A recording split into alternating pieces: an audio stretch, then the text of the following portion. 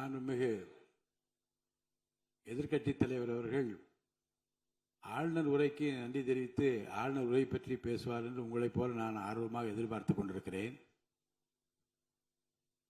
ஆதாரம் இல்லாமல் குற்றச்சாட்டுகளை தவிர்க்க வேண்டும் என்று நான் கேட்டிருக்கிறேன். நீங்கள் கொடுத்திருக்கிற அந்த ஆதாரங்களை எல்லாம் உன்னிப்பாக மாண்புமிகு முதலமைச்சர் கவனித்துக் கொண்டுதான் இருக்கிறார், குறிப்பீடு எடுத்துக் கொண்டிருக்கிறார். அவர் நாளை உங்களுக்கென்று நமக்கென்று அவர் பதிலளிக்கவும் காத்திருக்கிறார். எனவே பொதுவாக குற்றச்சாட்டுகளை கூறுவதை விடுத்துவிட்டு நேரடியாக விவாதத்திற்கு வரும்போது மாண்புமிகு பொதுப்பணித்துறை அமைச்சர்கள் பதில் சொன்ன பிறகு நான் சொல்கிறேன். பொதுப்பணித்துறை அமைச்சர் அவர்கள். மாண்புமிகு பேரவைத் தலைவர்களே, உறுதியாக சட்டமன்ற உறுப்பினர்கள் எதிர்க்கட்சித் தலைவருடைய அனைத்து கருத்துகளுக்கும் மாண்புமிகு முதலமைச்சர் அவர்கள் நாளைக்கு பதில் சொல்ல போறாரு. அதற்கு முன்பு ஒரே ஒரு குறிப்பு. ஏன்னா போன ஆட்சியில துணை முதலமைச்சரா எதிர்க்கட்சி தலைவர் இருந்தாரு. அவருக்கு ஒரு பதிவு பண்றேன். என்னாலும் இதை இந்த அவை முடிந்த பிறகு அவரே ஆராய்ந்து சொல்லட்டும்.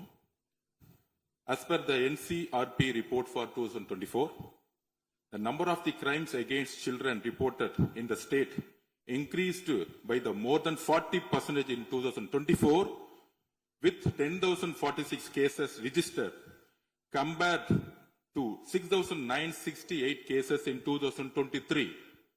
அன்றைக்கு திராவிட முன்னேற்ற கழகத்துடைய முதலமைச்சராக இருந்த திரு மு.க. ஸ்டாலின் அவர்களுடைய ஆட்சியில், நீங்கள் டெப்டி சிஎம்மாக இருந்த ஆட்சியில் 2023 இருந்து 2024க்குள் ஒரு வருடத்தில் 40% போஸ்கோ ஆக்ட், அதாவது குழந்தைகளுக்கு பாதிப்பு ஏற்பட்டது. யாரோட அறிக்கைன்னா NCRP.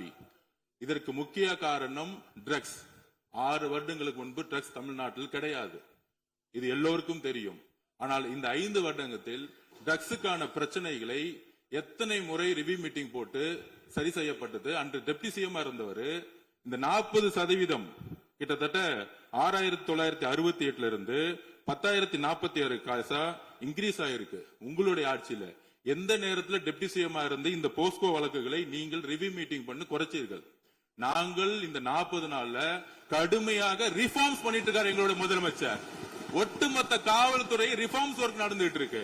அது சிங்கப்படைன்னு ஒரு கேலி கிண்டல் பேசுற மாதிரி பேசிட்டு இருக்கீங்க. அதுக்கான ரிஃபார்ம்ஸ் பண்றதுக்கு என்ன டைமோ அந்த டைம் எடுத்துட்டு ஒர்க் பண்ணிட்டு இருக்கோம்.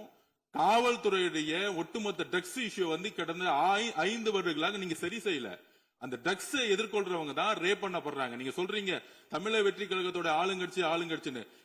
திராவிட முன்னேற்ற கழகத்துல எத்தனை பேர் 2 வயசு குழந்தைகளை ரேப் பண்ண திராவிட முன்னேற்ற கழகம் ஆதாரம் இல்லாம நீங்களும் ஆதாரம் இல்லாம சொல்லக்கூடாது. ஆதாரம் இருக்கு. பேரை சொல்லுங்க, ஊரை சொல்லுங்க, எந்த வழக்கு போலீஸ் ஸ்டேஷன் சொல்லுங்க. நீங்க சொல்லக்கூடாது. பேரவைத் தலைவர்களே, ஆதாரத்தை நாளைக்கே நான் சப்மிட் பண்றேன். நாளைக்கே சப்மிட் பண்றோம். அதாவது